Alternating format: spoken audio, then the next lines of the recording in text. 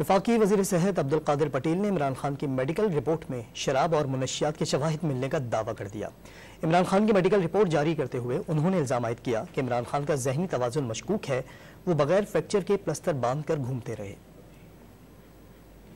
ये मौसूफ 5-6 माह इतना भारी पलस्तर अपने पैर पे चढ़ाकर घूमते रहे, जबकि किसी फ्रैक्चर की मेडिकल रिपोर्ट में कोई जिक्र नहीं है इनके पैर पे। जनाब का यूरिन सैंपल भी लिया गया।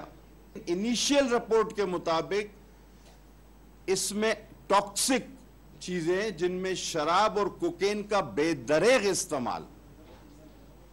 अब उसका तनासुब जब तक नहीं आता हम किसी हतमी नतीजे पर नहीं जाएंगे, लेकिन इब्तिदाई रिपोर्ट के मुताबिक, और ये खान साहब को खुद भी पता है कि उनका यूरिन सैंपल लिया गया है।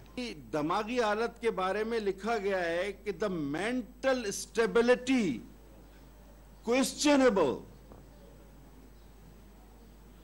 There were some appropriate gesture.